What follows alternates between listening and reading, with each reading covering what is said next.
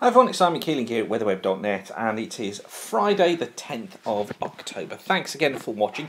This is your look ahead and Friday, and that means that the Japanese model has just been released for the next 30 days. This is the week one prediction from the JMA, which takes us up to next Thursday. So this is up to the 16th, and you notice here, look, deep trough out towards, mainly towards the west of the British Isles, ridge off towards the east, but certainly going for the unsettled conditions for much of this week. But it's this ridge and this ridge here that's showing signs of trying to get into the country during the end of next week.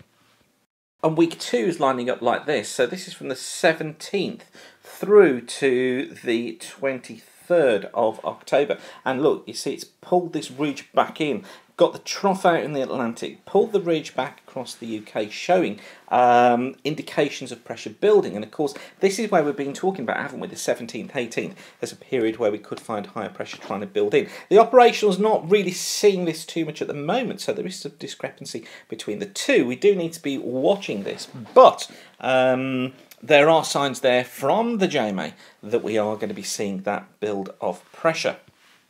Week 3 and week 4, this is from the 24th of October through to the 5th of November, and shows a trough in the Atlantic, but a weak ridge through the UK. But we've got the jet that's sort of coming through here, so it sees the breakdown taking place. I think it's probably going to be that early part of November, and you remember I said sort of 17th, 18th through till around the 2nd or 3rd of November that we would probably see high pressure.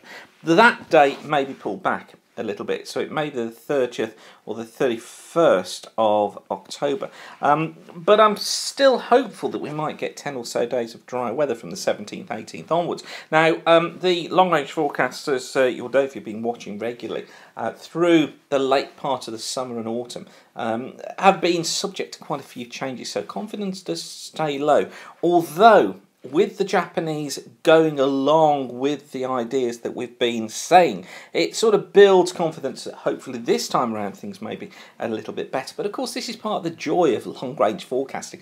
Of course, I say joy tongue-in-cheek, because it does change, and you are dealing with real unknowns. So you can't just pin hopes on a long range and hope that it's like a day-to-day forecast. What you can do with the long ranges, and this is where our advice to private clients comes in, is that you can hopefully make an informed decision as to what might happen, so you can value add to what you're looking to do. So, you know, if you're a gritting company and we talk of a cold winter, then you look towards getting more grit in. If you're a trader and we're talking about temperatures rising, then of course you're going to be trading on the basis of that. So the idea is not to tell you 3 weeks next Tuesday it's going to rain, it's to try and give you an idea of the trend. And just to compare, this is the latest CFS output.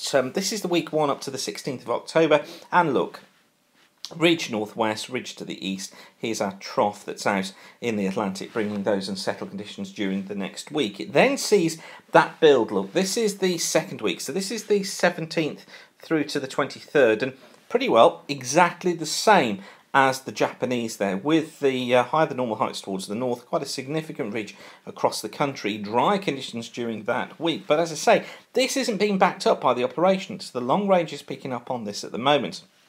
It sees the high staying in there, or higher than normal heights at least staying in there, trough out here towards the west of the UK, but higher pressure and the higher than normal heights staying into the UK 24th to the 30th. So certainly it goes along the same lines as the JMA. And then through week 4, so this is 31st of October, 6th of November, it maintains the height at least across the south of the country, but it does bring in nearer normal heights across Scotland and across the far north of Ireland, so bringing some more outbreaks of rain there. I think what this is trying to hint at is the high pulling away down towards the south. But as I say, I think that it's during this period, early on in the week, that we are going to see a breakdown back into more unsettled conditions. So this is all building our confidence as well in the longer range predictions that have been made. So hopefully enables us to really get now refining the winter forecast and perhaps even the guidance for spring next year.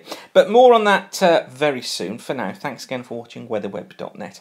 Don't forget, the site is kept completely free of charge because you come back and use the site regularly. It means we can put more adverts in front of you, and it's those adverts that generate the revenue that keep us free of charge. So thank you for doing that.